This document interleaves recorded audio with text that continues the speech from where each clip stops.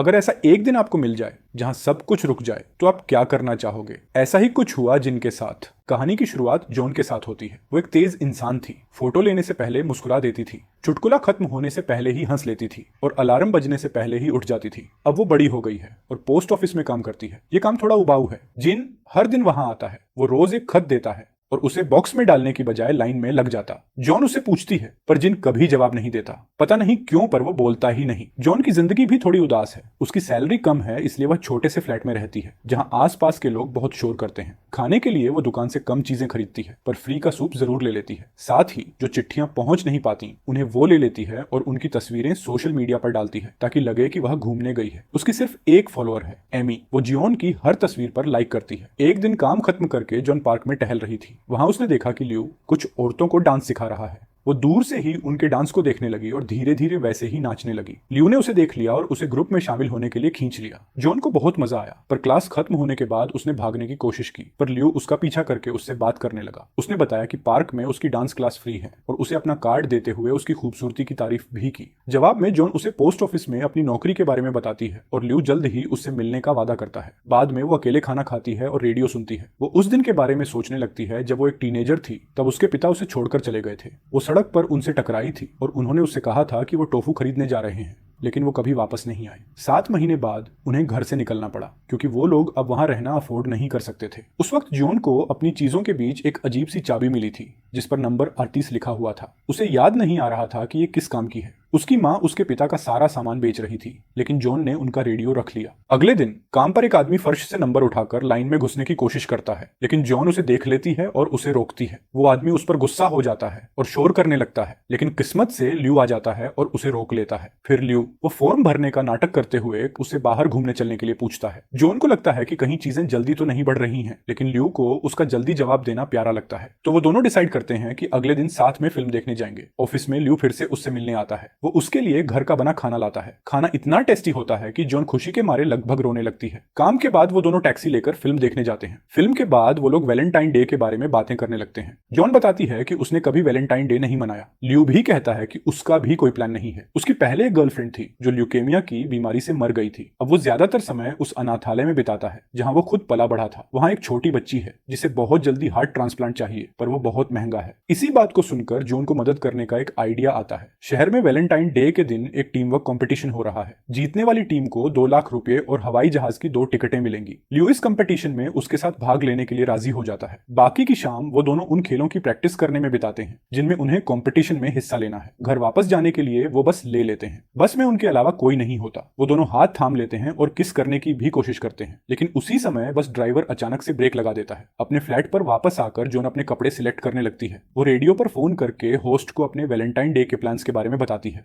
सुबह वो अपना सिलेक्ट किया हुआ ड्रेस पहनकर बस पकड़ती है। उसके बगल में एक घटिया आदमी बैठा है जो उसे छूने ही वाला है, लेकिन अचानक जॉन की आंखें खुल जाती हैं और वो सुबह बिस्तर पर खुद को पाती है। उसने वही ड्रेस पहना हुआ है, पर धूप से उसकी स्किन जल गई है और जूतों में रेत भी है। लेकिन अभी इन सब के बारे में सोचने का समय नहीं है। वो कंपटीशन के लिए लेट नहीं होना चाहती। वो जल्दी से बस पकड़ती है जो अजीब तरह से खाली है, सिवाय कुछ लोगों के। जब वो कंपटीशन की जगह पर पहुंचती है तो वो भी खाली होती है। पूछताछ करने पर उसे पता चलता है कि आज सोमवार है, रविवार नहीं, और वैलेंटाइन डे भी कल निकल चुका है। तो जॉन जल्दी से काम पर पहुंचती है। वहां जिन हमेशा से ज्यादा भारी एक खत लेकर आता है। उसका चेहरा सूझा हुआ है और एक आंख काली पड़ी है। इस बार वो बोलता है और जॉन को थैंक्स और गुड बाय कहता है। ये उसे कुछ अजीब लगता है। काम के बाद वो पार्क में लियू को ढूंढने जाती है, पर उसके स्टूडेंट्स बताते हैं कि उन्होंने उसे नहीं देखा। जॉन को पता नहीं है कि न्यूज में वैलेंटाइंस डे के दौरान हुई कई अजीब घटनाओं की बातें चल रही हैं, जैसे एक लड़की का बस से अचानक गायब होना। खोए हुए दिन के बारे में जानने के लिए जॉन पुलिस स्टेशन जाती है, पर उसकी बात को ज्यादा सीरियसली नहीं लिया जाता। जॉन वापस घर आ जाती है। रेडियो पर वो खोई हुई चीजों के बारे में रेडियो होस्ट को सुन रही होती है। तभी अचानक बिजली चली जाती है। उसे अपनी अलमारी से कुछ आवाज सुनाई देती है। अलमारी खोलने पर उसे अजीब इंसान दिखाई देता है जो खुद को गेको बताता है। गेको कहता है कि वो उन चीजों पर नजर रखने के लिए जिम्मेदार है जिन्हें लोग खो देते हैं या भूल जाते हैं। वो जियोन को उसके बचपन की कई चीजों का डिब्बा देता है, उसकी पहली गुड़िया, और साथ ही उसमें नंबर 38 वाली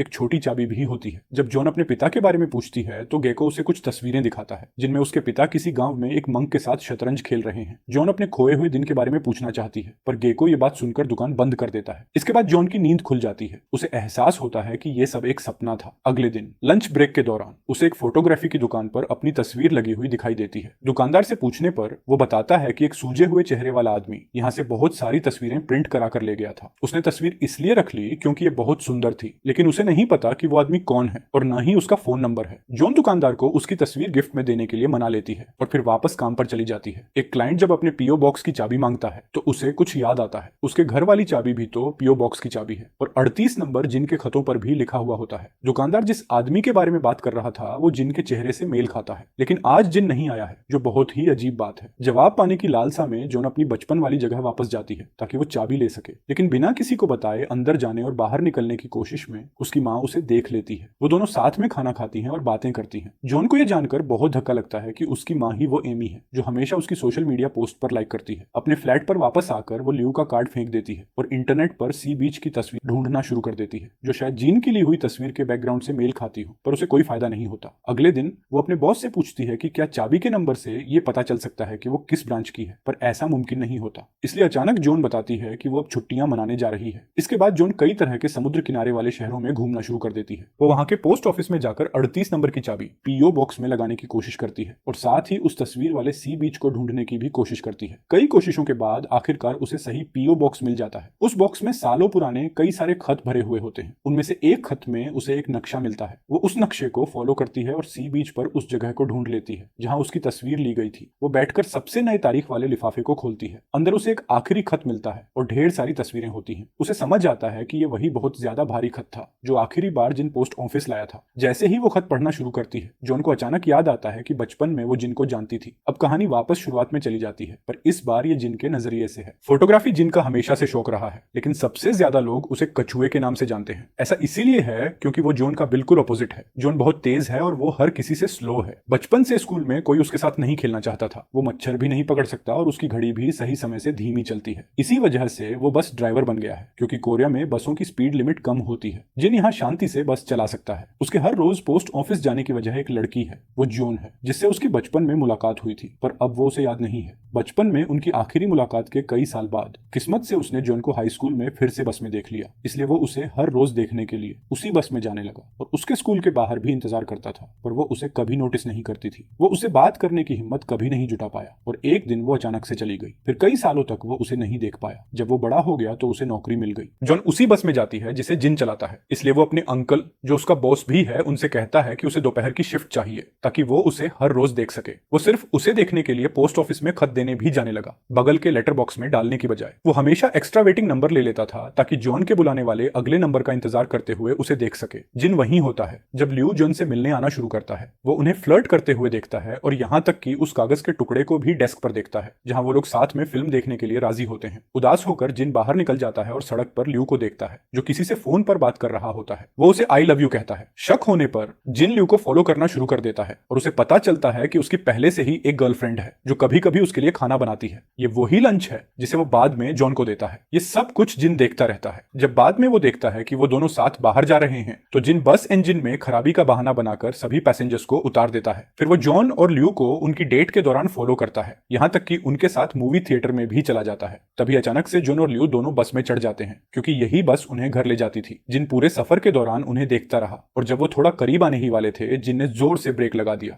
थोड़ी देर बाद जॉन बस से उतर गई। फिर कुछ गुंडे और एक महिला भी बस में चढ़े। वहां पता चलता है कि वो महिला ल्यू की पहले वाली गर्लफ्रेंड थी। उसने गुस्से से कहा, ल्यू तूने मुझसे एक छोटी बच्ची के ऑपरेशन के लिए 5 लाख रुपए लिए थे और फिर कभी वापस मुझे बात नहीं की। ल्यू रोने लगा और कहने लगा, बच्ची मर गई और मुझे फर्जी डॉक्टरों ने धोखा दिया। लेकिन गुंडों का बॉस इस औरत का भाई भी था। वो उसकी बात नहीं माना। उसने कहा, 3 दिन में सारे पैसे वापस दे वरना तेरी खैर नहीं। जाने से पहले उन्होंने ल्यू को अच्छे से मारा। जिन का भी ल्यू पर हाथ साफ करने का मन किया, पर वो स्लो था और ल्यू ने उसे आसानी से हटा दिया। वो दोनों आपस में लड़ने ही लगे थे कि गलती से रेडियो चालू हो गया। तभी रेडियो पर जॉन की आवाज आई। वो किसी प्रोग्राम में बता रही थी कि वो वैलेंटाइंस डे पर क्या करेगी। ल्यू को उसकी बातें बहुत प्यारी लगी। ये सुनकर जिन और भी गुस्से में आ गया और फिर से ल्यू से लड़ने के लिए कूद पड़ा। इसलिए जब आखिरी दिन वो जॉन से मिलने गया था तब उसका चेहरा सूझा हुआ था। ल्यू से लड़ाई के बाद जिन बस को पार्क करके उसमें ही सो गया। पर आज की सुबह उसके लिए कुछ अलग होने वाली है। सुबह उठकर उसने एक मच्छर को पकड़ा, मगर ये कुछ अजीब था। सड़क पर सब लोग, जानवर, पेड़ पौधे, हवा सब एकदम जमे हुए थे, मानो समय रुक गया हो। उसने घर पर फोन किया पर किसी ने उठाया नहीं। थोड़ी देर घूमने के बाद उसने समझ लिया कि कोई भी ना तो हिल सकता है और ना ही उसे देख सकता है। तभी उसे एक ख्याल आया। उसने सड़क पर खड़े एक आदमी की साइकिल उठाई और जॉन को ढूंढने निकल पड़ा। वो बस पर थी जहां वो घटिया आदमी उसे छूने ही वाला था।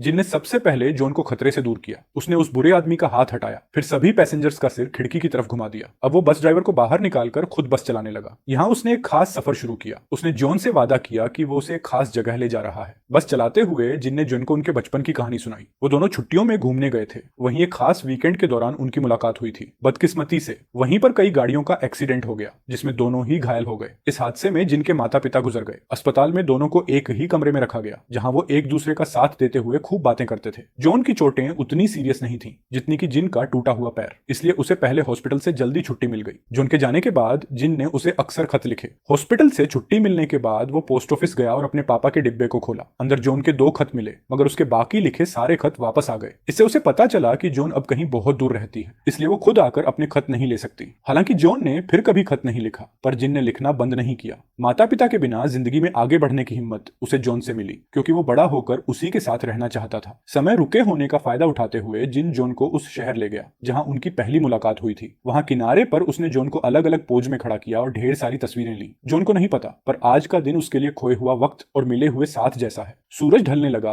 तब जाकर वो वापस चल निकले। रास्ते में अचानक उन्हें एक और शख्स दिखा। वो जॉन के पिता थे। बस में चढ़ने के बाद जॉन के पिता ने बताया कि दुनिया उनके लिए पहले भी 24 घंटे के लिए रुक चुकी है। दरअसल वो और जिन दोनों स्लो स्पीड से चलने वाले इंसान हैं। उनकी जिंदगी बैंक के बचत खाते की तरह है, जहां ब्याज जमा होने से उन्हें एक एक्स्ट्रा दिन मिल जाता है। वहीं स्पीड से चलने वाली जॉन एक दिन खो देती है। बाकी लोगों के लिए तो समय हमेशा की तरह चलता रहता है। उन्होंने ये भी बताया कि जिस दिन वो अपना परिवार छोड़कर गए थे, उस दिन वो कूद कर जान देने वाले थे, तभी दुनिया उनके लिए रुक गई। 24 घंटे बीतने के बाद उन्हें लगा वो ऐसी दुनिया में नहीं रह सकते, इसलिए वो घूमने निकल पड़े और अलग अलग काम करके खुद को ढूंढने की कोशिश करने लगे। मगर आज तक वो खुद को नहीं ढूंढ पाए। जब जॉन के पिता का उतरने का समय आया तो तस्वीरों में देखा हुआ मंक उन्हें लेने आया। जाने से पहले जॉन के पिता ने जिन से एक आखिरी बात कही। उन्होंने कहा कि जॉन के लिए वो टोफू खरीदना जो उन्होंने 10 साल पहले लाने का वादा किया था। जिन ने वादा किया कि वो ऐसा जरूर करेगा, लेकिन उनके जाने से पहले वो जॉन और उसके पिता के साथ में एक तस्वीर ले लेता है। इसके बाद वो जॉन को वापस उसके घर ले गया, उसे बिस्तर पर लिटा देता है। आखिर में उसने उसके माथे को चूम लिया। फिर उसने वो नक्शा बनाया और आखिरी खत लिखा, जिसे बाद में वो भारी लिफाफे में डालकर भेजेगा।